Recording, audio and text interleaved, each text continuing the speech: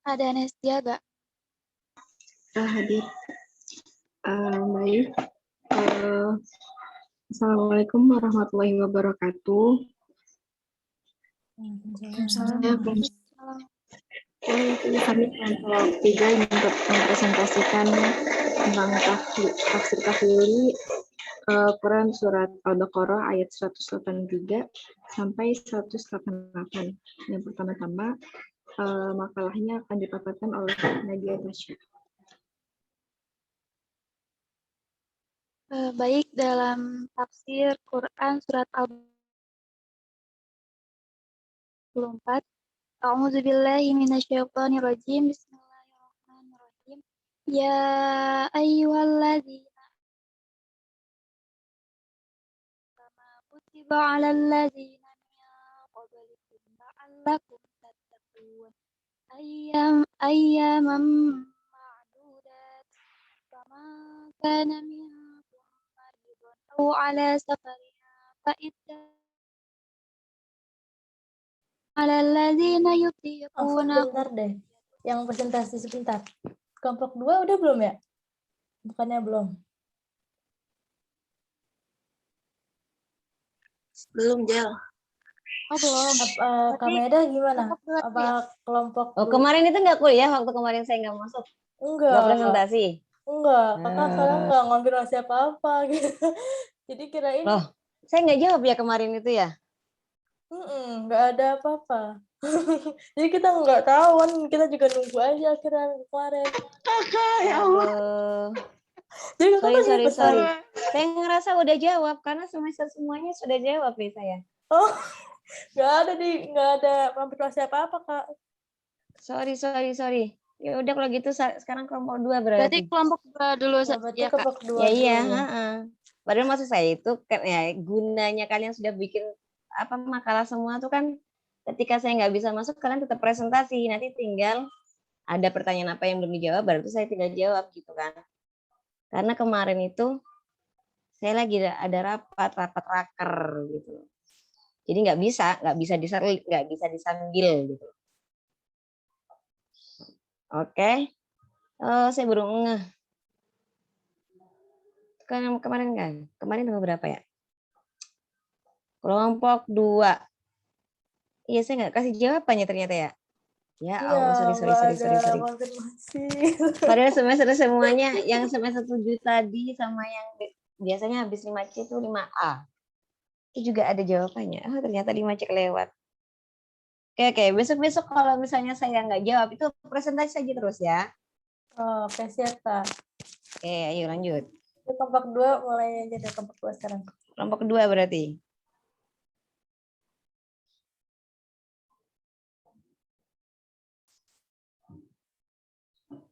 Kamu Nira. Bentar.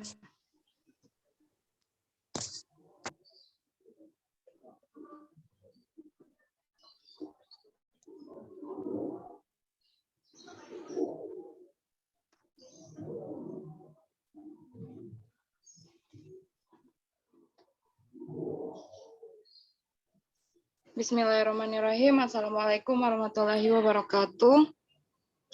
Waalaikumsalam warahmatullahi wabarakatuh. Kami dari kelompok 2 akan mempresentasikan makalah kami yang berjudul Quran Surat Al-Baqarah ayat 178 sampai 182. Yang pertama akan dipresentasikan oleh Nadia Almas. Waktu dan tempat dipersilakan. Bismillahirrahmanirrahim. Berikut adalah ayat surat Al-Baqarah ayat 178 yang bunyinya Bismillahirrahmanirrahim. Ya ayyuhalladzina amanu kutiba alaikumul qisasu fil qatla al-hurru bil hurri wal 'abdu bil 'abdi wal unsa bil unsa faman utiya lahu min akhihi syai'un fattiba'un bil ma'rufi wa ada'un ilaihi bi ihsan dzalika takhfifun min rabbikum wa rahmah faman i'tada ba'da dzalika falahu 'adzabun alim. Yang artinya, wahai orang-orang yang beriman, diwajibkan atas kamu melaksanakan qisas berkenan dengan orang yang dibunuh. Orang merdeka dengan orang merdeka, hamba sahaya dengan hamba sahaya, perempuan dengan perempuan, tetapi barang siapa memperoleh maaf dari saudaranya, hendaklah dia mengikuti dengan baik dan membayar diat atau tebusan kepadanya dengan baik pula. Yang demikian itu adalah keringanan dan rahmat dari Tuhanmu. Bagaimana barang siapa melampaui batas setelah itu, maka ia akan mendapat azab yang sangat pedih. Quran Surat Al-Baqarah ayat 78. Berikut adalah asbabun nuzul, sebab-sebab turunnya ayat 178 dalam Surat Al-Baqarah. Sebab turunnya ayat ini bahwa pada masa jahiliyah sebelum Islam, terjadi peperangan dan pembunuhan antara dua suku Arab, yang salah satu di antara suku itu merasa dirinya lebih tinggi dari suku lawannya, sehingga mereka bersumpah akan membunuh lawannya. Yang merdeka, walaupun yang terbunuh di kalangan mereka hanya seorang hamba, karena mereka sukunya lebih tinggi. Setelah Islam datang dan kedua suku ini pun masuk Islam, maka mereka datang kepada Rasulullah SAW menanyakan kisos dalam Islam. Maka turunlah ayat ini yang bermaksud agar menyamakan derajat mereka yang terbunuh dengan yang membunuh, yaitu merdeka dengan merdeka, hamba sahaya dikisos dengan hamba sahaya pula, dan seterusnya. Mufradat pada ayat ini menurut Al-Qotla, menurut terminologi kata Al-Qotla adalah pembunuh dan pembunuhan, dan hukuman yang harus ditanggung oleh pelaku pembunuhan atau tindakan kekerasan sesuai dengan kejahatan yang dilakukan, seakan-akan pembunuh dan hukuman tersebut mengikuti jejak orang yang bersalah. Munasabah ayat pada ayat ini adalah Allah Subhanahu wa Ta'ala menerangkan hukum qisas dan pengaruhnya, yaitu hukuman terhadap orang yang melakukan pembunuhan. Tafsir ayat ini menetapkan suatu hukum qisas yang wajib dilaksanakan dengan ketentuan-ketentuan. 1. Apabila orang yang merdeka membunuh orang merdeka, maka qisasnya berlaku bagi pembunuh yang merdeka tersebut. 2. Apabila seorang budak membunuh budak atau hamba sahaya, maka qisas berlaku bagi budak pembunuh. 3. Apabila yang membunuh seorang perempuan, maka yang terkena hukum mati adalah perempuan tersebut. Pendapat mufassir dan ulama. Tetapi bagaimana hukumnya jika terjadi hal-hal seperti di bawah ini? Apabila mereka membunuh hamba sahaya, apabila seorang muslim membunuh seorang kafir zimmi, apabila orang banyak bersama-sama membunuh wanita, apabila seorang laki-laki membunuh seorang perempuan, dan terakhir apabila seorang ayah membunuh anaknya. Menurut mazhab Hanafi, pada masalah nomor 1 dan 2, hukumnya ialah bahwa pembunuh itu harus dihukum mati, walaupun derajat pembunuh dianggap lebih rendah dari pembunuhnya. Menurut mazhab Maliki dan Syafi'i, pada masalah nomor 1 dan 2, pembunuh tidak dibunuh, karena persamaan itu adalah menjadi syarat bagi mereka dengan alasan bahwa kalimat ayat tersebut belum dianggap sempurna kalau belum sampai pada kata wal unsa bil unsa, perempuan dengan perempuan. Jadi merdeka dengan merdeka, hamba sahaya dengan hamba sahaya, dan perempuan dengan perempuan. Sabda Rasulullah SAW, la yuqtalul mu'minuna bikafir. Wahul Bukhari an Ali ibni Abi Thalib. Artinya, tidak dibunuh orang mukmin karena membunuh orang kafir. Untuk masalah nomor 3, menurut jumhur ulama, semua dihukum mati karena masing-masing telah mengambil bagian dalam pembunuhan. Masalah nomor 4, hukumnya sesuai dengan ijma sahabat, yaitu pembunuh wajib dihukum mati karena dianggap tidak ada perbedaan yang pokok antara laki-laki dan perempuan. Untuk masalah nomor 5, hukumnya tidak dihukum mati karena membunuh anaknya, sesuai sabda Rasulullah SAW, la yuqtal walidun biwaladihi. Ayah tidak dibunuh karena membunuh anaknya. Pada masalah yang terakhir ini, ada masalah sebelumnya ditetapkan hukum bahwa si pembunuh bebas dari hukuman qisas tetapi dijatuhkan hukuman lain sebagaimana diterapkan secara inti di kitab fikih. Selanjutnya, untuk Quran Surat Al-Baqarah dan ayat 179 akan dijelaskan oleh Saudari Mumirah. Baik, Quran Surat Al-Baqarah ayat 179 yang ayatnya, Bismillahirrahmanirrahim. Walakum fil qisasi hayatu ya ulil albabi la'allakum tattaqun. Yang artinya, dan dalam kisos itu ada jaminan kehidupan bagimu, wahai orang-orang yang berakal, agar kamu bertakwa. Quran Surat Al-Baqarah ayat 179. Mufradat ayatnya, ya ulil albab, hai orang-orang yang berakal. Kata albab adalah bentuk jama dari lub, yaitu saripati sesuatu. Kacang misalnya memiliki kulit yang menutupi isinya. Isi kacang dinamai lub. Ulu albab adalah orang-orang yang memiliki akal yang murni yang tidak diselubungi oleh kulit, yakni kabut ide yang dapat melahirkan keracunan dalam pikiran. Munasabah ayat, jika pada Quran Surat Al-Baqarah ayat 178 sebelumnya, Allah telah menyatakan pensyariatan kisos bagi orang-orang mukmin, maka pada ayat berikutnya Quran Surat Al-Baqarah ayat 179, ia menerangkan hikmah syariat ini dan dibangkitkannya mereka, orang mukmin, agar memikirkan dan merenungkan hikmah tersebut. Sebagaimana terhimpun di dalam hati mereka perasaan takwa, yang merupakan perekat dan pengaman dalam masalah pembunuhan dan kisos. Makkiyah dan Madaniyah. Surat Al-Baqarah diturunkan di Madinah, terdiri dari 286 ayat, kecuali ayat 281 yang diturunkan di Mina. Dikala Nabi menyelesaikan haji akhirnya haji wada. Diberi nama surat Al-Baqarah karena surat ini memiliki kekhususan menerangkan tentang tindakan pembunuhan yang terjadi di masa Musa dalam kalangan Bani Israel. Surat ini mengandung tujuan dengan pembagian menjadi kepada dua perkara. Yang pertama, memberi dakwaan kepada Bani Israel dan membahas pendirian mereka yang sesat serta mengingatkan mereka terhadap nikmat Allah. Yang kedua, mengatur tentang syariat hukum-hukum Allah sebagai dasar bagi masyarakat Islam yang menjadikan mereka umat yang istimewa, baik dalam bidang ibadah, muamalah, maupun adat. Surat Al-Baqarah menerangkan hal-hal kisos, larangan mengambil atau makan harta orang tanpa hak, waktu pelaksanaan ibadah haji, kaidah-kaidah perang, hukum-hukum larangan meminum arak, persoalan kafarot, sumpah, jual beli, larangan memungut riba, infak di jalan Allah, surat hutang, agunan dan saksi. Akhir dari surat ini menerangkan gambaran akidah para mukmin, menerangkan sifat-sifat muttaqin dan golongan-golongan manusia terdapat Al-Quran. Terakhir ditutup dengan suatu ajaran, supaya kita senantiasa selalu memohon dan berdoa kepada Allah untuk memudahkan jalan-jalan bagi kita untuk memperoleh pertolongan dan ampunan. Pendapat mufasir dan ulama. Pendapat Abdul Malik Karim Amrullah, ayat ini menjelaskan bahwa dengan adanya hukum kisos, nyawa dibayar nyawa, sebagai hukum tingkat pertama, terjaminlah kehidupan masyarakat. Orang yang akan membunuh berpikir terlebih dahulu sebab dia pun akan dibunuh.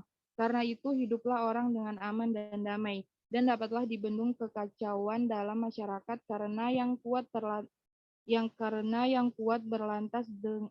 berlantas angan kepada yang lemah. Tetapi apabila pelaku pembunuhan hanya dihukum misalnya 15 tahun, dan apabila datang hari besar dan mungkin pula hukumannya dipotong, orang-orang yang telah rusak akhlaknya akan merasa mudah saja membunuh sesama manusia. Sedangkan menurut Quraisy Shihab, ayat ini memberikan penegasan bahwa melalui ketetapan hukum kisos terdapat jaminan kelangsungan hidup bagi manusia. Karena siapa yang mengetahui bahwa jika ia membunuh orang lain secara tidak sah, ia terancam pula untuk dibunuh, maka pastilah ia tidak akan melangkah untuk melakukan pembunuhan. Bisa jadi hikmah ini tidak bisa dipahami oleh semua orang, tetapi mereka memiliki akal yang jernih dan menggunakannya pasti akan tahu. Karena itu ayat ini menutup penjelasannya dengan menyeru, wahai ulul albab. Yang selanjutnya Quran Surat Al-Baqarah ayat 110 sampai 182. Bismillahirrahmanirrahim. Kutiba alaikum idza hadara ahadakumul mautu in taraka khairanil wasiyatu lil walidain wal aqrabina bil ma'ruf haqqan 'alal muttaqin. Faman baddalahu ba'da ma sami'ahu fa innama ismuhu 'alal ladzina yubaddiluna innallaha sami'un 'alim. Faman khofa min musin janafan au isma fa aslaha bainahum fala isma alaih innallaha ghafurur rahim. Yang artinya diwajibkan atas kalian apabila seorang di antara kalian kedatangan tanda-tanda maut, jika ia meninggalkan harta yang banyak, berwasiatlah untuk ibu bapak karib kerabatnya secara ma'ruf. Ini adalah kewajiban atas orang-orang yang bertakwa. Maka barang siapa yang mengubah wasiat itu setelah ia mendengarnya, maka sesungguhnya dosanya adalah bagi orang-orang yang mengubahnya. Sesungguhnya Allah Maha mendengar lagi Maha mengetahui. Akan tetapi barang siapa khawatir terhadap orang yang berwasiat itu berlaku berat sebelah atau berbuat dosa, lalu ia mendamaikan antara mereka, maka tidaklah ada dosa baginya. Sesungguhnya Allah Maha Pengampun lagi Maha Penyayang. Ini mana?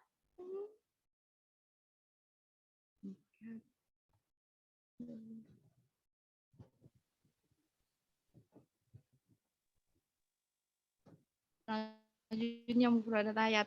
Yang pertama khair, yaitu semua yang baik bagi manusia. Khair dapat pula berarti harta benda yang banyak. Dalam ayat ini khair berarti harta yang banyak dari orang yang dalam keadaan sekarat.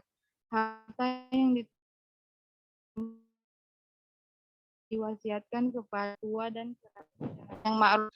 Yang kedua kutiba. Kata kutiba merupakan bentuk lain dari fi'al madi kataba. Menurut Al-Damagoni bahwa kata kataba yang digunakan dalam Al-Quran menunjukkan hanya ada 4 makna, yaitu furida, diwajibkan, kudia, ditetapkan, ju'il, dijadikan, umiro, diperintahkan.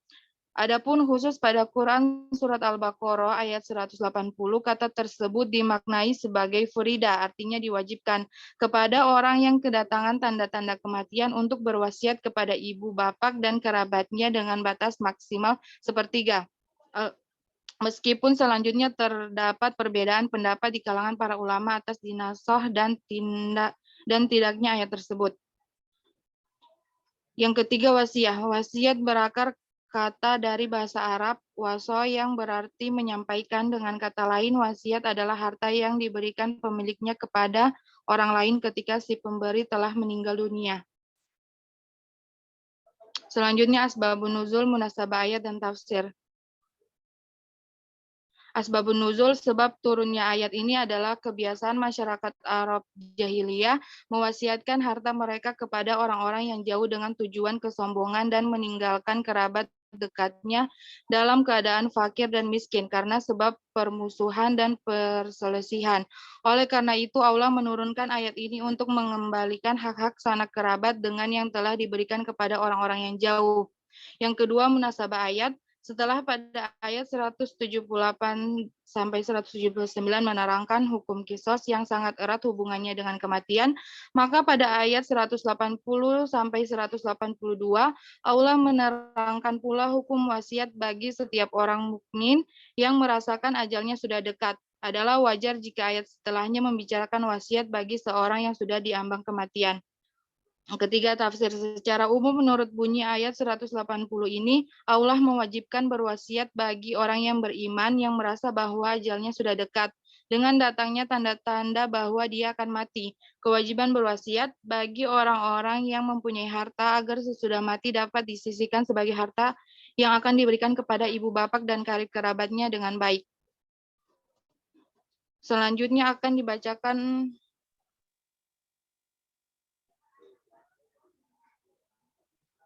oleh Najiyah. Kepadanya dipersilakan. Baik, selanjutnya pendapat mufassir dan ulama. Para ulama mujtahid dalam menetapkan suatu hukum wasiat yang positif dari ayat 180 ini memerlukan pembahasan dan penelitian terhadap ayat-ayat lain dalam Al-Quran dan terhadap hadis-hadis Nabi yang ada hubungannya dengan persoalan ini, sehingga mereka menghasilkan pendapat antara lain. Yang pertama, jumhur ulama memberikan pendapat bahwa ayat wasiat 180 ini telah dinasahkan oleh ayat-ayat harta waris yang diturunkan dengan terperinci pada surah An-Nisa ayat 11 dan 12. Yang kedua, para ulama berpendapat bahwa ayat wasiat ini nasakh oleh ayat-ayat harta waris. Terbagi pula kepada dua golongan. Golongan pertama mengatakan tidak ada wasiat yang wajib, baik kepada kerabat yang ahli waris maupun kerabat yang bukan ahli waris. Golongan kedua berpendapat bahwa yang dinasahkan hanya wasiat kepada kerabat ahli waris saja, sesuai dengan ayat-ayat menulis mewaris itu, tetapi untuk karib kerabat yang tidak termasuk ahli waris, wasiat itu tetap wajib hukumnya sesuai dengan ayat wasiat ini.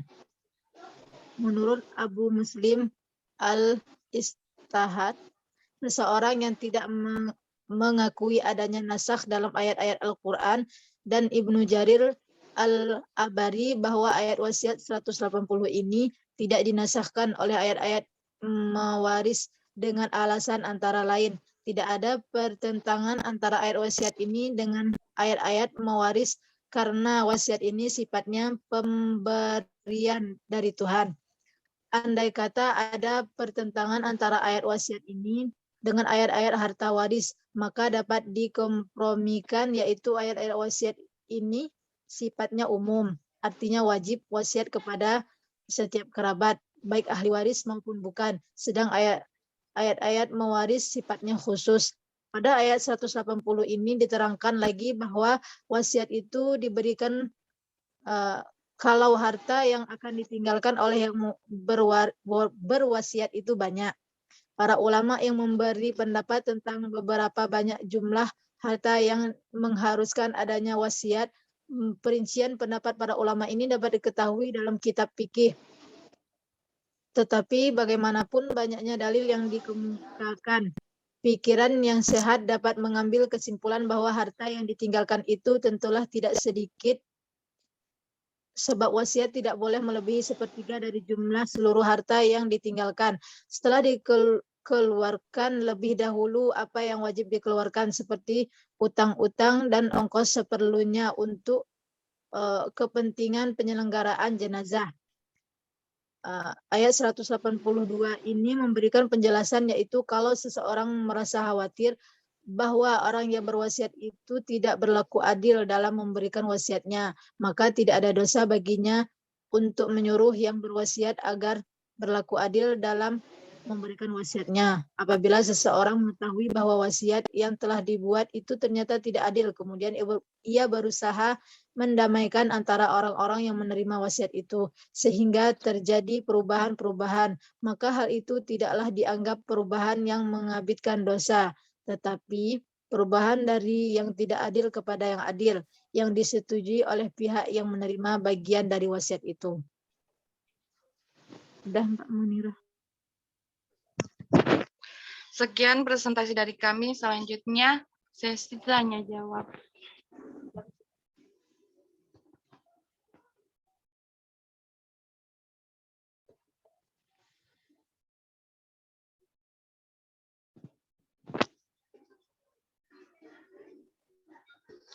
Apabila ada yang ingin bertanya, dipersilakan teman-teman.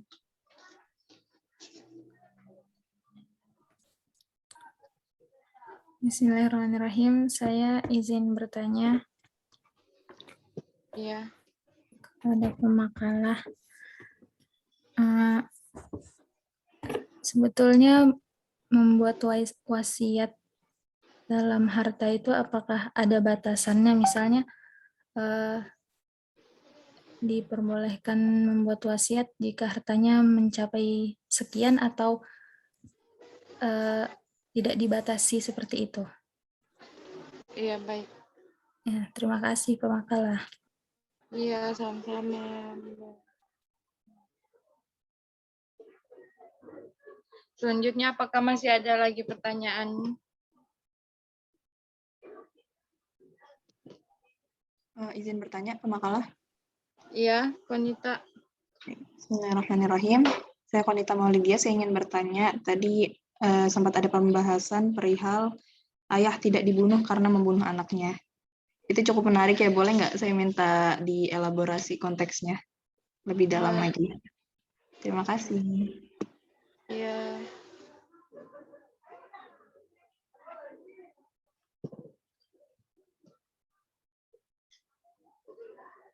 Baik, apakah masih ada lagi yang ingin bertanya?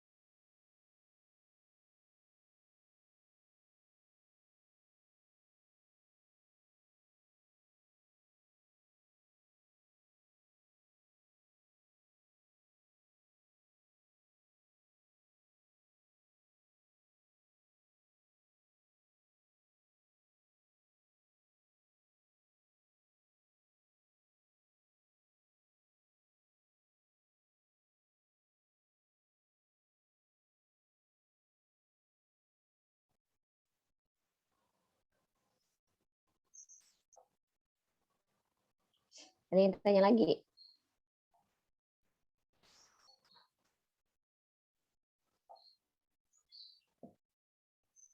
Ada pertanyaan apa tadi pertamanya? Yang pertama, apakah kalau kita ingin membuat wasiat itu hartanya itu ada batasannya, Kak? Misalnya berapa hartanya baru boleh berwasiat, kayak gitu, Kak? Tadi sudah disebutkan kan di makalah. Berapa? Di makalah tadi.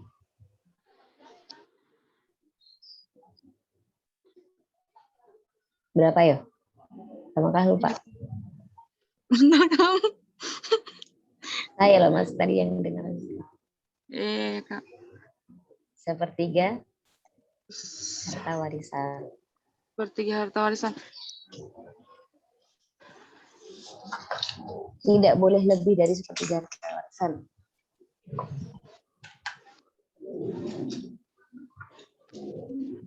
Oke, apa lagi pertanyaannya?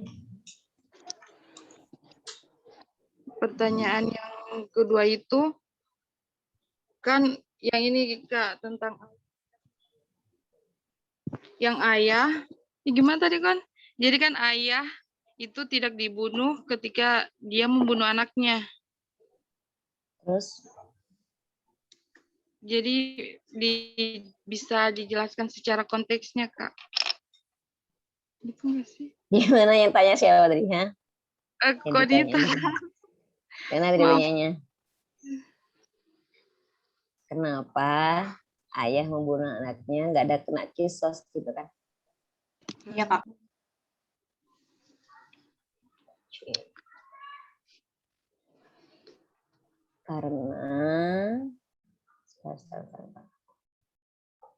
Karena orang tua itu kan sebabnya adanya anak itu kan karena lewat orang tua, ya kan?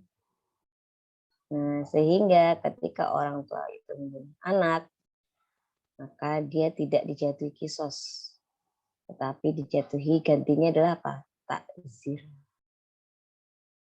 Gitu. Jadi kalau orang tua membunuh anaknya, maka dia tetap harus dihukum karena berbuat salah. Apa hukumannya? Yaitu takzir. Takzirnya apa? Ya tergantung itunya. Si hakimnya mau nazir dia apa. Gitu. Kalau misalnya pembunuh, nanti kan dilihat. Namanya hakim itu kan melihat sebab-sebabnya terjadinya pembunuhan itu apa. Ya. Gitu. Takzirnya hukum apa, berupa apa? Ya ketentuan hakim. Apakah nanti dihukum seumur hidup? Apakah nanti dihukum bayar denda berapa? Atau diasingkan? Begitu. Ada lagi pertanyaan? Makasih, Kak. Oke. Kelompok 2 ya, kelompok 2. Saya belum buka makalah.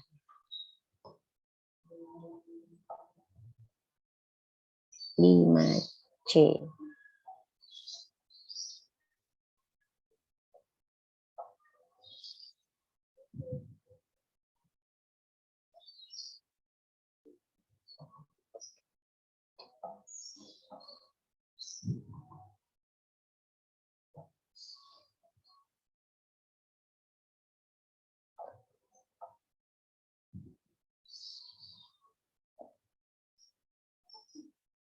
Kelompok 2 judulnya ini. Iya, Kak. Oke, langsung aja deh. A'udzu billahi minasyaitonir rajim.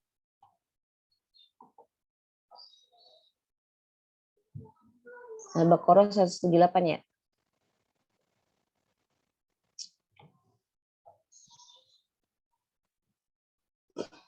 Oke.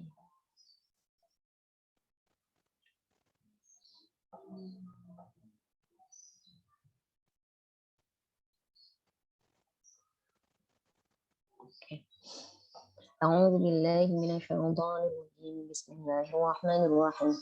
يا أيها الذين آمنوا كتب عليكم القصاص في القتلى الحر بالحر والعبد الحر بالحر والعبد بالعبد والأنثى بالأنثى فمن عفي له من أخيه شيء فاتباع بالمعروف وأداء إليه بإحسان ذلك تخفيف من ربكم ورحمة فمن اعتدى بعد ذلك فله عذاب أليم ولكم في القصاص حياة يا أولي الألباب لعلكم تتقون كتب عليكم إذا حضر أحدكم الموت إن ترك خيرا الوصية للوالدين والأقربين بالمعروف حقا على المتقين فمن بدله بعدما سمعه فإنما إثمه على الذين يبدلونه إن الله سميع عليم فمن خاف من موص جنفا أو إثما فأصلح بينهم فلا إثم عليه Inna Allah ghafurur rahim. Oke, pembahasan hari ini adalah surat Al-Baqarah ayat 178 sampai 182 yang menjelaskan tentang kisos, ya, kewajiban hukum kisos bagi pelaku pembunuh. Awal mulanya adanya hukum kisos ini berawal dari ada sebuah kaum yang terjadi kasus pembunuhan, ya, peperangan deh, perang. Kemudian dari pihak yang terbunuh itu banyak yang dibunuh dari kaum perempuan dan juga anak-anak. Insya Allah anak-anak juga ada, pokoknya kaum laki-laki, perempuan doang yang banyak. Akhirnya kemudian juga ada hamba sahaya. Nah, karena banyak kaum hamba sahaya dan perempuan yang terbunuh, mereka akhirnya meminta kepada kaum yang membunuh untuk membunuh kaum mereka yang bukan hamba sahaya, maksudnya yang merdeka. Nah, yang kemudian yang perempuan diganti yang cowok. Akhirnya turunlah ayat ini bahwa yang hukum kisos adalah apabila yang terbunuh perempuan, maka yang harus dibunuh juga perempuan. Kalau yang terbunuh adalah hamba sahaya, maka yang harus dibunuh adalah hamba sahaya. Nah, begini, ya. Jadi nanti dilihat lagi nih pembunuhannya siapa. Tapi kalau sekarang pembunuhan kisos itu dilihat, ya kan? Kalau yang memang hamba sahaya kan sekarang sudah tidak ada. Jadi yang dilihat adalah apakah perempuan, apakah laki-laki yang membunuh kan. Nah, kemudian ditambah lagi apakah pelaku pembunuhannya kan gitu. Kalau nyawa berarti diganti dengan nyawa. Nah, kalau di Indonesia itu kan hukumnya bukan hukum kisos, bukan hukum Islam yang digunakan, tetapi hukum positif. Sehingga yang digunakan adalah undang-undang yang dilakukan atau yang berlaku di negara Indonesia. Beda nanti kalau misalnya negara tersebut memberlakukan hukum Islam, maka yang terjadi adalah hukum Islam. Nah, kalau di sini dinyatakan kepada Allah bahwa kisos itu harus berlaku, ya, kisos itu harus berlaku bagi pelaku pembunuhan, maka hal ini akan berbeda ketika terjadi di Indonesia. Ya, karena kenapa? Ya memang tadi Indonesia bukan negara Islam dan memang yang diberlakukan bukan lagi hukum Islam. Tadi juga kena bagi orang tua. Kenapa? Ya tadi tuh orang tua tuh kan yang menjadi sebabnya adanya anak itu orang tua. Sehingga dia tidak dijatuhi hukum kisos, tetapi hukumnya adalah hukum takzir. Nah, walakum fil qisas hayatu ya ulil albab bilang. Pertama adalah kenapa gini? Ketika seorang pembunuh sudah dijatuhi hukum kisos, maka dia sudah tidak dijatuhi lagi hukum dosa, ya.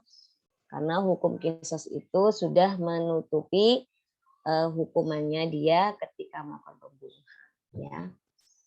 Ya, kalau sudah terjadi kisos dia sudah tidak punya hukum dosa, maka sudah dinyatakan sebagai tobat. Berbeda kalau dia tidak dijatuhi hukum kisos, ya. Maka dia harus benar-benar bertobat dan tidak melakukan hal tersebut, ya. Itu yang dilakukan oleh orang hukum kisos. Kemudian, kenapa orang hukum kisos itu sudah tidak dijatuhi hukum dosa lagi? Karena untuk bisa menerima hukum kisos itu juga termasuk perjuangan tersendiri, ya, walaupun dia sudah melakukan pembunuhan, ya. Sehingga ketika dia sudah dijatuhi hukuman kisos, maka dia sudah dinyatakan sebagai dia mau dengan dasar ridho, ya. Dia ridho menjalani kisosnya karena dia telah melakukan pembunuhan, maka hukum dosanya pun juga sudah hilang, ya.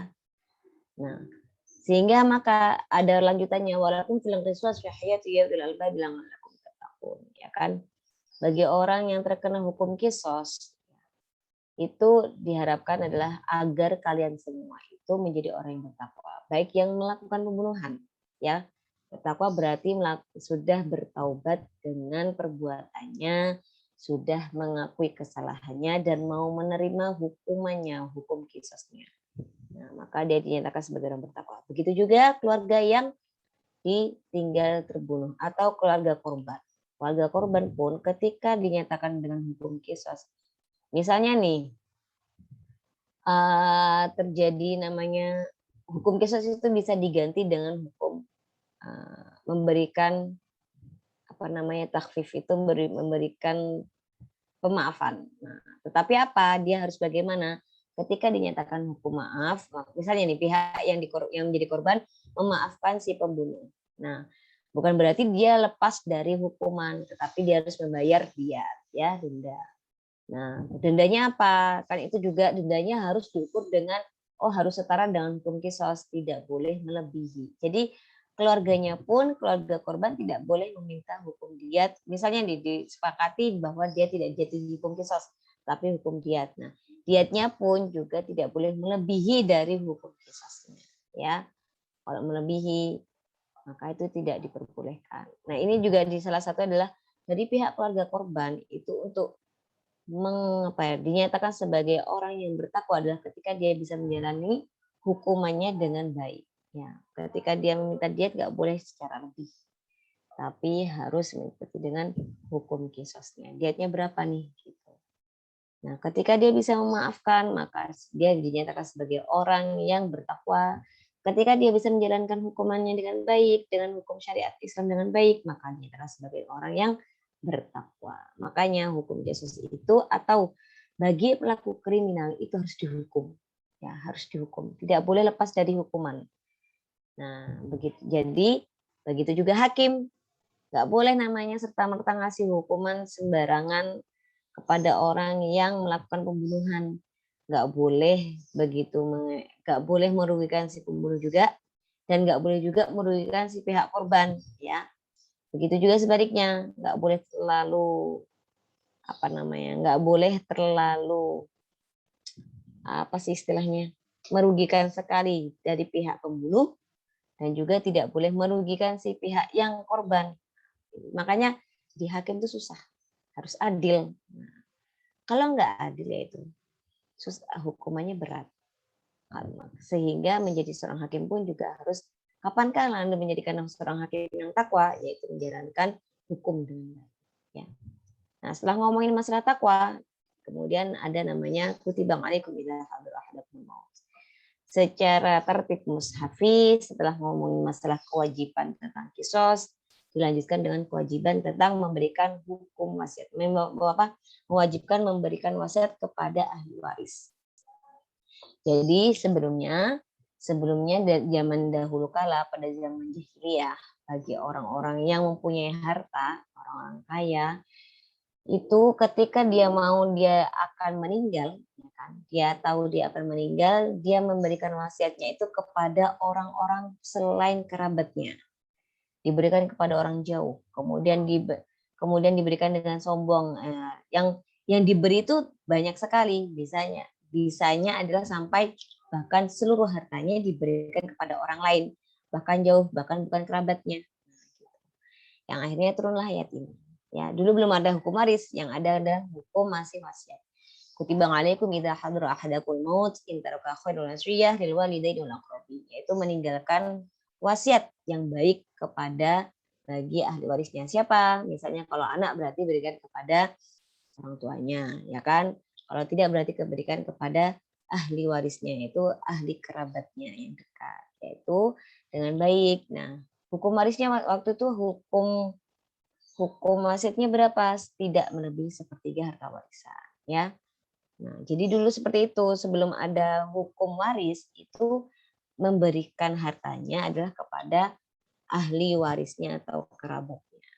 Nah, kalau sekarang sudah ada hukum waris, maka hukum ini sudah dibatalkan. Hukum wasiat yang berlaku seperti apa? Apabila ahli waris ini si yang meninggal, katakanlah dia punya harta bertriliun rupiah, ya kan? Kemudian setelah dibagikan kepada ahli waris, ternyata masih, katakanlah gini, pada ahli waris ini sudah bisa dibagi dan bisa mendapatkan katakanlah bermiliar-miliar ya, berarti kan itu sudah memenuhi kebutuhan dia, ya kan? Nah, akhirnya masih ada lebihan harta, atau dia mau juga nih mau memberikan wasiat, seandainya harta ini sudah dibagikan kepada ahli warisnya, tidak sampai kekurangan, maka dia pun ingin berwasiat, silakan berikan wasiat. Misalnya mau wasiat, jika hati saya ingin harta ini diwasiatkan untuk dijadikan wakaf misalnya. Boleh, tetapi seberapa? Tidak boleh melebihi sepertiga harta warisan, ya. Jadi saat diambil wasiat dulu nggak apa-apa, diberikan wasiat dulu, misalnya mau buat wakaf apa, tetapi tidak boleh melebihi dari sepertiga harta warisan untuk sanak keluarga. Nah, itu kalau misalnya dia kaya. Kalau dia nggak kaya-kaya banget, ya nggak usah wasiat, ya. Nah, nggak usah wasiat, tetapi langsung diberikan kepada ahli warisnya. Begitu juga harta warisan wasiat yang sepertiga. Sepertiga harta warisan itu yang sudah dijadikan wasiat, wasiatnya juga harus dalam bentuk apa? Barang wasiat yang harta warisan yang diperbolehkan untuk diwasiatkan itu harus bermakna kebaikan, mempunyai unsur kebaikan, tidak boleh berwasiat untuk kemaksiatan. Jadi misalnya punya harta banyak, terus dia punya wasiat, nanti habis ini saya ingin sebagian harta saya dijadikan untuk diskotik supaya anak saya punya usaha, nggak boleh, ya. Nah, yang baik adalah untuk unsurnya kebaikan kemasyarakatan, misalnya mau bangun masjid, mau bangun pendidikan, mau bangun rumah sakit, ya, mau bangun panti asuhan, itu boleh, ya.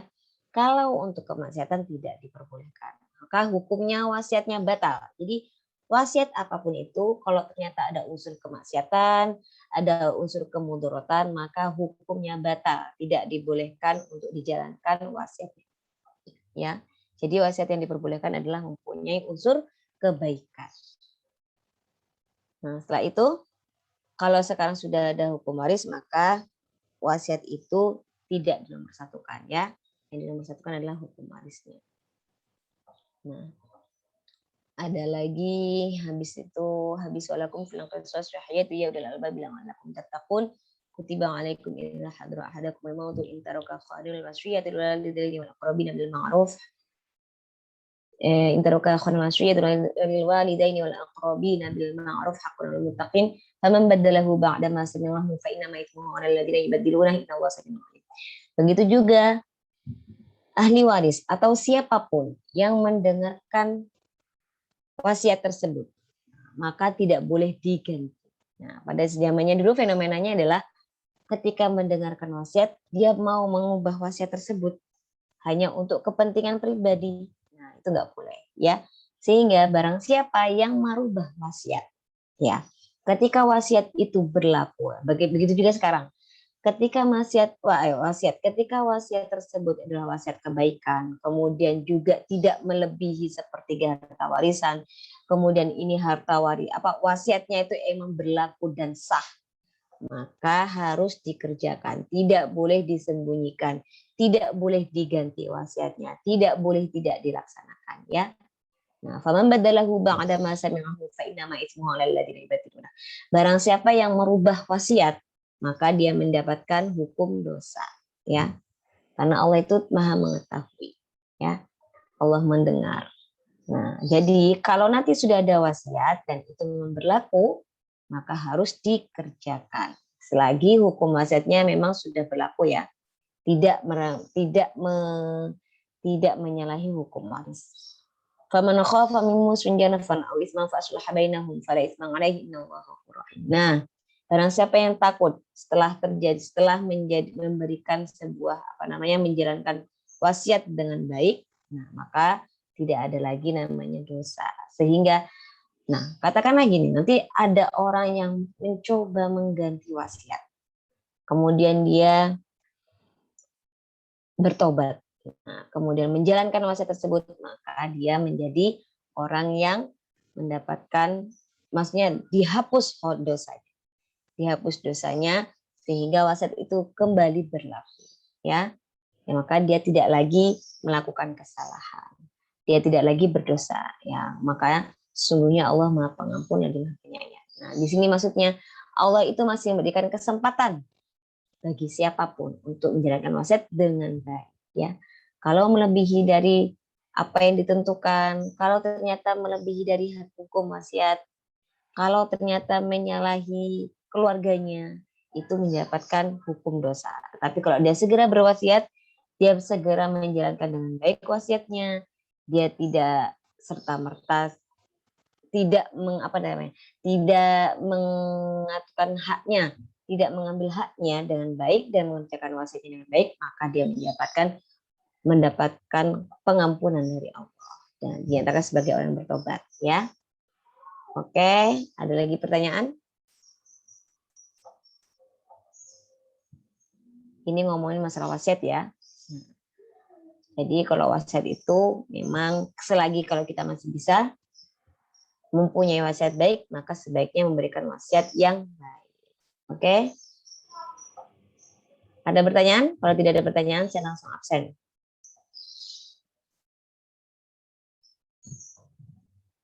Tidak ada, ya.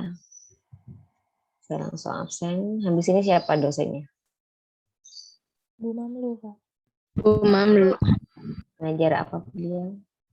Kajian kitab tafsir kontemporer. Oke,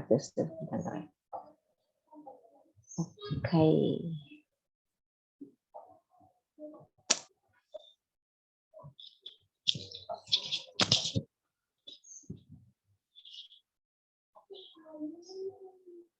Jadi pertemuan selanjutnya baru pertemuan ketiga, ya. Baru absen ketiga. Ini absen keempat. Tanggal 5. Bismillahirrahmanirrahim. Jadi tanggal Hadir, Kak.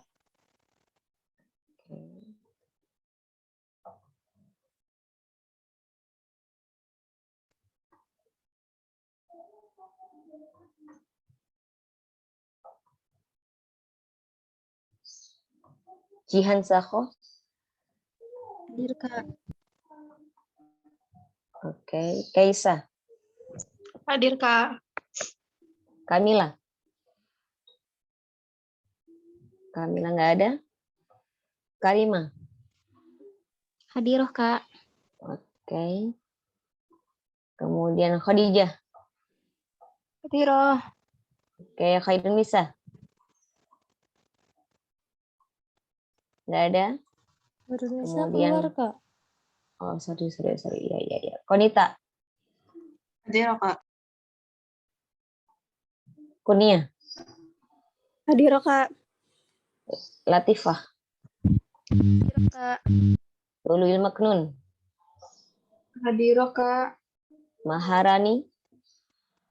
Hadir, Kak. Masyrifah. Hadir, Kak. Mawaddah. Sakit, Kak. Sakit apa? Pusing katanya, Kak. Pusing doang.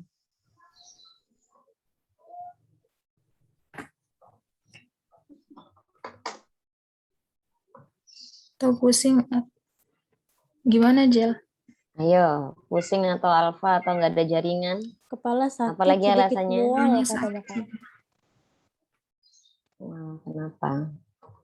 Tahu. Oke, Miftah, Hadir, Pak. Hadir, Pak. Minhat, Hadir, Pak. Minhatul, Hadiroh, Kak. Nia, Hadiroh saja.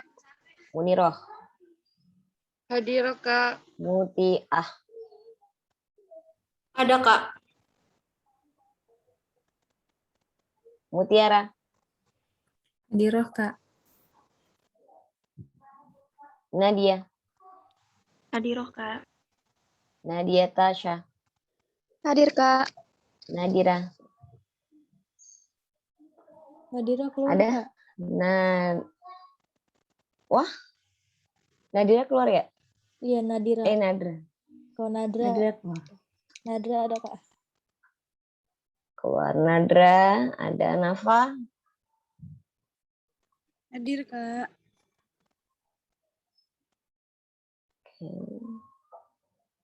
Nahdiah, Nurul, Hadir, Kak. Najia, Hadir, Kak. Nashwa, Hadiroh, Kak. Nelly, Hadir, Kak. Nelvi, Hadir, Kak. Ningastri, Hadir, Kak. Ning Zenit, Hadiroh, Kak. Nestia, Hadiroh, Kak. Nikmatul Walidain. Hadiroh, Kak. Ada Nikmatul Walidain? Hadir. Tak ada. Novi. Novia Lifatur. Hadir. Hadiroh, hadiroh kakak. Novia hadiroh. Ya. Nur Anissa.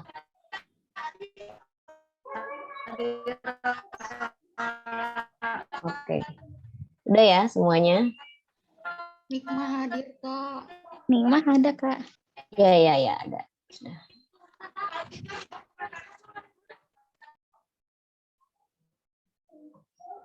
Berarti kemarin pertemuan pertama, pertemuan kedua.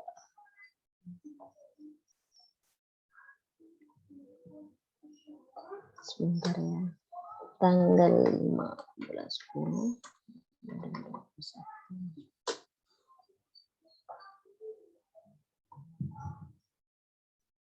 Oke, saya ambil fotonya dulu.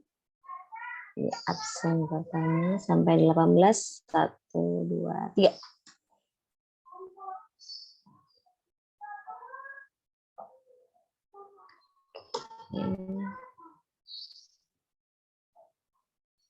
Sekarang dari 18 ke 32. 1, 2, 3.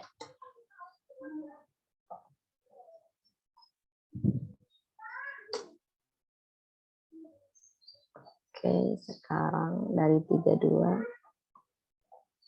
sampai selesai. Oke. 1, 2, 3.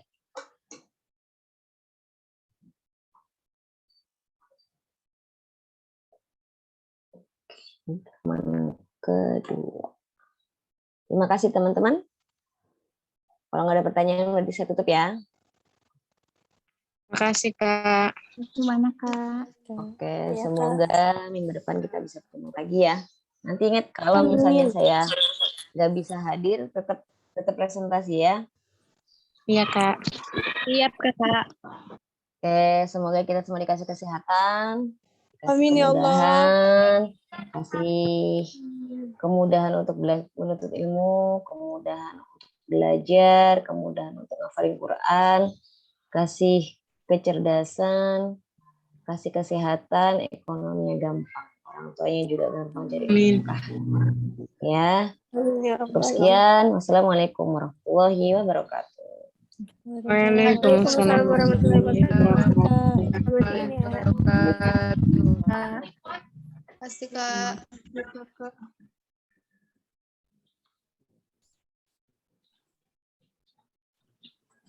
Nonton, guys. Belum nonton.